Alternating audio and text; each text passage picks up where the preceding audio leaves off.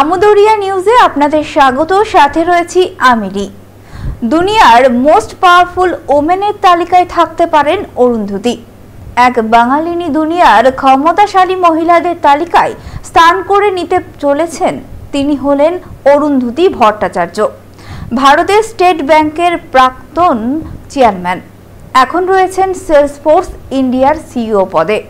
ব্যবসায়ী সংগঠন সূত্রে জানা গিয়েছে, রিয়াদে ফরচুনের most powerful women international summit হবে। সেই শীর্ষ সম্মেলনের ডাক পেতে পারেন অরুন্ধতী।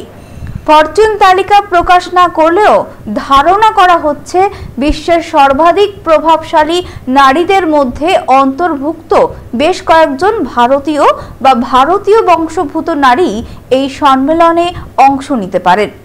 সম্ভাব্য ভারতীয় প্রতিনিধিদের মধ্যে রয়েছেন রেফতি আদভৈথি, ফ্লেক্সিওর সিইও, যিনি যুক্তরাষ্ট্রের বসবাসকারী ভারতীয় বংশোদ্ভূত এবং নারীদের কর্মসংস্থান ও প্রযুক্তির ক্ষেত্রে সমানাধিকারের জোরালো প্রবক্তা।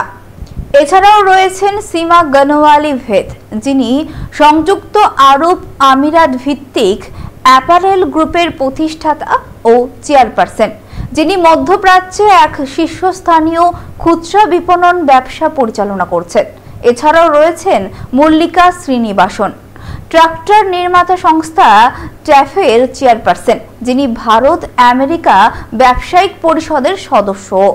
এছাড়াও এপ্রিলে রিয়াদে অনুষ্ঠিত ওম্যান ইকোনমিক ফোরাম জিসিসি সম্মেলনে ভারতীয় প্রতিনিধি হিসেবে অংশগ্রহণ করেন ডক্টর হারবিন আরোরা রায়, যিনি G100 ও WEF এর প্রতিষ্ঠাতা।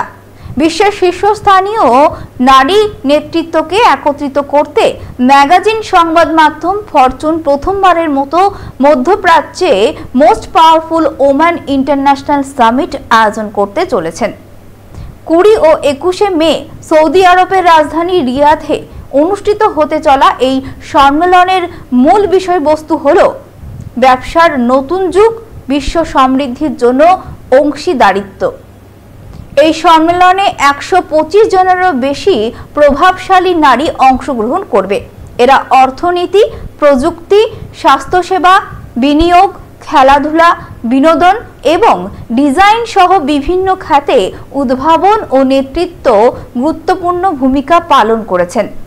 সম্মেলনে আলোচনার বিষয়গুলির মধ্যে থাকবে সংকটকালে বিশ্ব নেতৃত্বের মূল্যায়ন, উদীয়মান প্রযুক্তির ব্যবহার, বিনিয়োগের নতুন সুযোগ এবং স্বাস্থ্যসেবার উন্নয়ন। আরও খবর পেতে চোখ রাখুন আমদরিয়ার পর্দায়।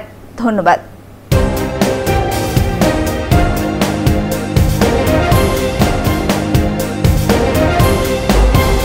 Amudoria News, Voice of the Marginal.